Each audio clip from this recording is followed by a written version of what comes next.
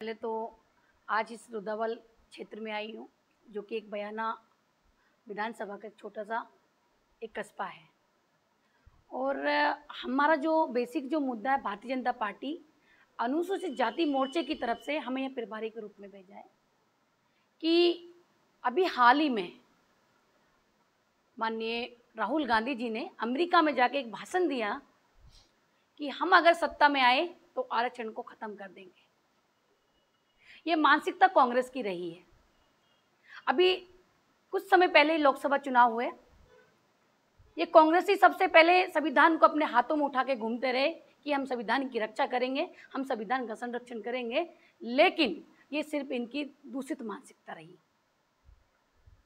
लोकसभा चुनाव हो गया और चुनाव के तुरंत बाद ही लोकसभा के प्रतिपक्ष नेता माननीय राहुल गांधी जी का बयान आता है कि अमेरिका में जाके भाषण देते हैं कि जिस दिन हम सत्ता में आएंगे आरक्षण को खत्म कर देंगे। आरक्षण किसी की बापोती नहीं है। डॉक्टर भीमराव अंबेडकर जी ने अनुसूचित जाति, अनुसूचित जनजाति और पिछड़ा वर्ग के लिए, एक महिलाओं के लिए ये आरक्षण का प्रावधान किया था। राहुल गांधी जी ने जो आरक्षण को लेकर बयान दिया है, फिलहाल आपका उस विषय में क्या? हाँ, ये बयान बहुत ही निंदाजनक है और हम शेड्यूल कास्ट से बिलोंग करते हैं। हमारे शेड्यूल कास्ट के अनुसूचित जाति मोर्चे की तरफ से हमारे बीच में हेमराज मीना जी कोहली जी भी हैं। और मैं ये कहना चाहूँगी कि राहुल गांधी जी का ये बयान शर्मनाक है, क्योंकि आपने हमारे समाज से, हमारे दलित समाज से, हमारे एससी के समाज से, हमारे एसटी के समाज से ये कह के वोट मांगा था कि हम संविधान की रक्षा करेंगे, हम आरक्षण की रक्षा करेंगे। लेकिन दूषित मानसिकता के कारण, क्योंकि आज से पहले भी, ये आज ही नया बयान नहीं है कांग्रेसियों का, इससे पहले भी उन्होंने कई बयान दिए हैं।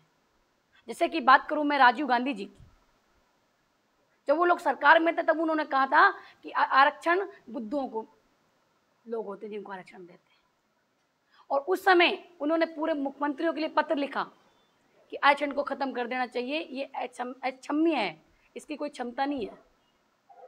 लेकिन जिसके लिए बाबा साहब ने, जिस संविधान की हम बात करते हैं, जिस आरक्षण की, जिस संविधान में हम सुरक्षा की बात करते हैं, उसका संरक्षण कांग्रेस ने तो कभी कर पाई है और नहीं करेंगी। सिर्फ वोट बटोरने के चक्कर में हमारे लोगों को सिर्फ गुमराह करती आई है। जो यहाँ आप लोगों ने यहाँ जो बीजेपी के सदस्य हैं उनसे वार्तालाप किए, आगे इसमें क्या प्रोसेस जारी रहेगा? देखिए, हम इसकी जिला लेवल पे, कस्बा लेवल पे, गांव-गांव जाके अपने समाज को समझाने का काम करेंगे कि भारतीय जनता पार्टी ने, माननीय प्रधानमंत्री नरेंद्र मोदी जी ने ऐसे समाज के लिए बहुत काम किया है। और मैं बात करूं, आप लोगों के बीच में बताना चाहती हूं कि नारी शक्ति वंदन जैसा अधिनियम जो पार्टी आरक्षण को बढ़ावा दे रही है, तो वो खत्म तो नहीं करेगी। और माननीय मोदी जी ने महिलाओं को 33% आरक्षण दे के नहीं, ये साबित कर दिया कि कहीं ना कहीं भारतीय जनता पार्टी संविधान के संरक्षण में है, संविधान के और आरक्षण के पक्ष में है। मैं रिंकी वर्मा, वरिष्ठ भाजपा नेत्री, अलवर राजस्थान से हूँ, और मेरे साथ में मेरे भाई भी यहाँ पे हैं। एक बात मैं आप लोगों को और कहना चाहती हूँ कि आरक्षण का मुद्दा अपने आप में बहुत बड़ा व्यापक है। शुरुआत में आरक्षण नहीं था, लेकिन अंबेडकर जी और गांधी जी के समझौते से ही आरक्षण की शुरुआत हुई। लेकिन बाबा साहब भीमराव अंबेडकर जी को पता था कि जब संविधान जिस दिन लिखा जाएगा कि कहीं ना कहीं वंचित वर्ग को, आज मोदी जी ने उसको पूर्ति करने का काम किया। वंचित वर्ग में हमारे सवर्ण लोग भी आते हैं, जनरल के जो लोग थे, जो गरीब थे, उनको भी कहीं ना कहीं मोदी जी ने आरक्षण दिया है।